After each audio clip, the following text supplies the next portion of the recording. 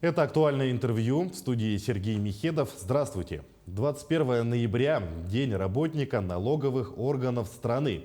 От результатов их труда зависит экономическое развитие и в конечном итоге благополучие граждан.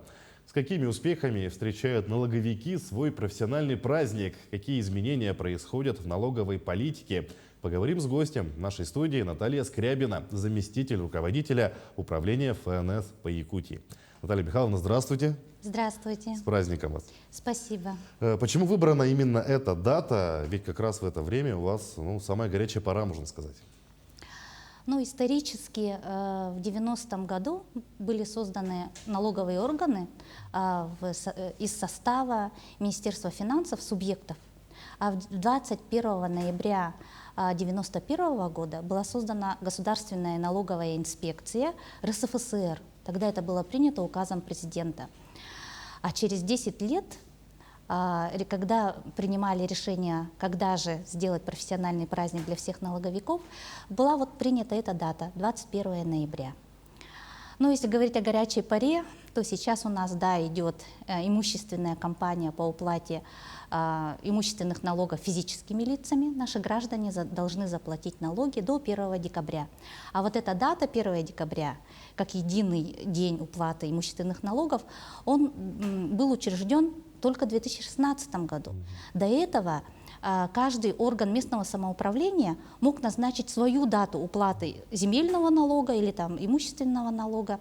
И это было неудобно для граждан. Чтобы запомнить несколько дат уплаты 3 налогов, это было сложно. Поэтому был принят такой единый день. Все сейчас о нем знают, что 1 декабря, до 1 декабря надо заплатить имущественные налоги. И с какими результатами вы встречаете свой профессиональный праздник? Самый главный у нас показатель, конечно, поступление в бюджеты. Мы обеспечиваем поступление в бюджет, федеральный бюджет, республиканский бюджет, бюджеты органов местного самоуправления, местные налоги, и социальные фонды. В этом году у нас темп роста налогов составляет свыше 16%. Это для такого года хороший показатель. И если говорить именно итогов нашего управления, мы занимаем за последний год 11 место среди всех налоговых органов Российской Федерации. Если считать, что у нас уже 11 место, это довольно хороший показатель. Если говорить вообще о направлениях работы налоговых органов, мы уже давно не только контрольный, надзорный орган. У нас очень много направлений работы, и эти показатели рассчитываются по всем направлениям. Но в первую очередь, наверное, надо сказать, что мы оказываем большое количество государственных услуг, и эти услуги, часть услуг, большинство даже, можно сказать, услуг в виде электронных сервисов. Другая часть работы – это у нас аналитическое направление, потому что если представить сейчас налоговые органы, как они выглядят сейчас, наверное, можно было бы сказать, что налоговые органы как завод по обработке информации и обработке данных. Например, в этом году была внедрена система платформа данных для исполнительных органов государственной власти субъектов.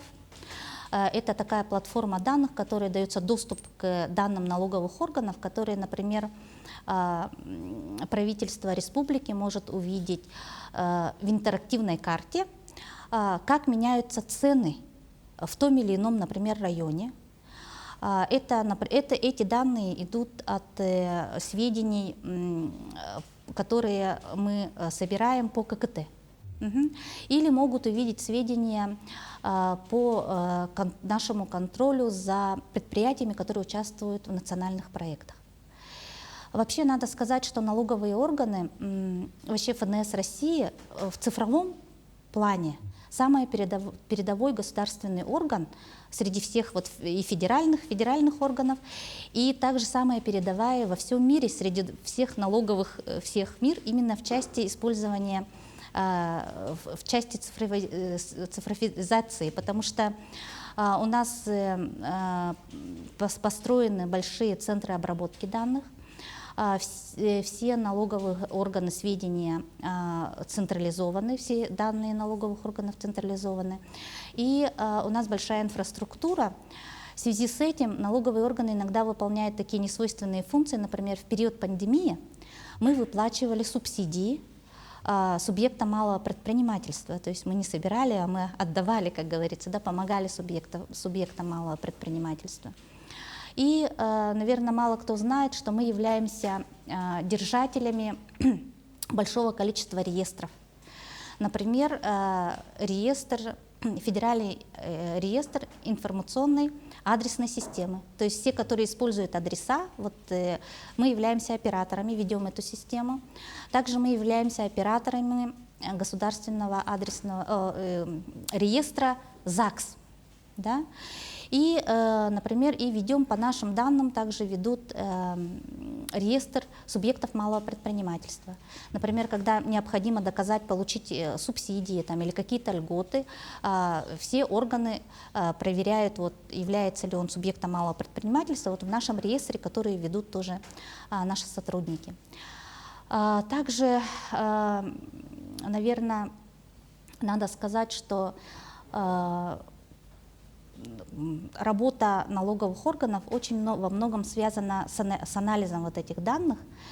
И, например, если смотреть направление контрольной работы, у нас сократилось число выездных налоговых проверок за счет того, что мы, анализируя данные, анализируя финансово-хозяйственную деятельность организаций, работаем на профилактику, скажем так, на профилактику нарушений, что мы им подсказываем, говорим о том, что вы как-то неправильно это, уточните свои данные. Ну, действительно интересно. Вроде бы налоговая служба, оказывается, столько функций на вас возложено, и это все благодаря цифровизации. Ну а как работаете с уклонистами? Много ли их сейчас, и как вы с ними работаете? К сожалению, если говорить, так как сейчас идет кампания по имущественным налогам, конечно, сейчас нас больше всего на слуху, и то, что мы анализируем, это задолженность физических лиц. В этом году около 240 тысяч физическим лицам мы проводим работу по взысканию задолженности. Это те должники, которые не заплатили еще в прошлом году. Да? В прошлом году уже вышли на задолженность. В первую очередь мы направляем требования об уплате налогов, затем отправляем в мировые суды и взыскиваем через судебных приставов. И даже направляем сведения в пенсионный фонд, эти приказы, да, если человек пенсионер и не уплачивает налоги. Ну, конечно, надо понимать, что физические лица, когда мы говорим физические лица, туда же относятся и предприниматели. И некоторые не уплачивают, задерживают уплату не только имущественных налогов, но и страховых взносов. И здесь, конечно, хотелось бы сказать, что у нас тоже, так как у нас хорошая цифровая платформа, у нас быстро ФНС России делает рейтинги. И по рейтингу собираемости налогов, вовремя, то есть до 1 декабря все граждане должны заплатить налоги, да?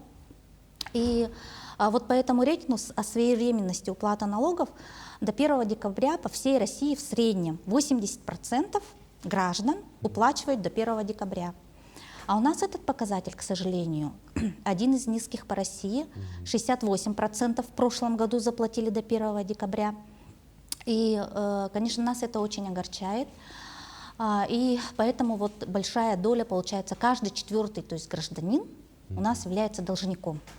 И это не очень хороший показатель. Мы хотели бы, конечно, чтобы ответственность граждан возросла, потому что эти налоги имущественные, они же идут, транспортный налог идет в республиканский бюджет, а земельный налог на имущество – это налоги, которые отчисляются в местные бюджеты. То есть поселковые бюджеты, бюджеты деревень, городов. И они как раз-то сразу напрямую же идут на благоустройство.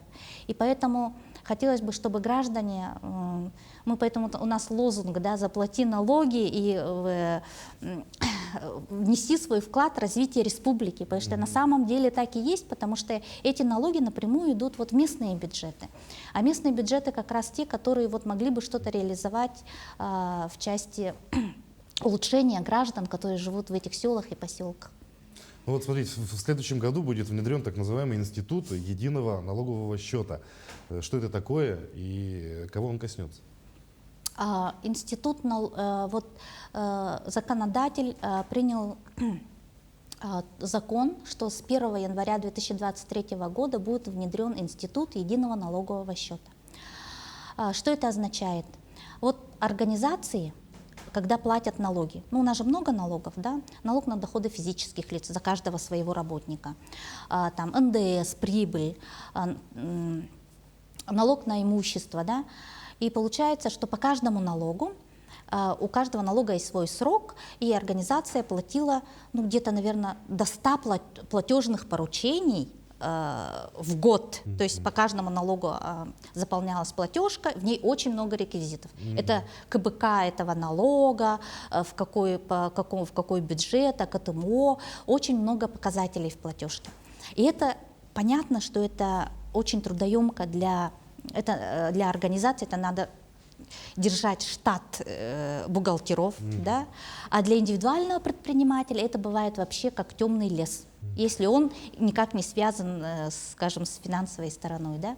И поэтому налоговая служба, ну, была тоже одним из инициаторов и участвовала в разработке вот этого закона, в котором вот этот единый налоговый счет что означает? Он открывается, значит, в казначействе, пока выбрана Тульская область, да, в казначействе, и только раз в месяц на один вот этот счет этого единого налогового счета будет один КБК, на него будет уплачиваться вот эта сумма по всем видам налогов.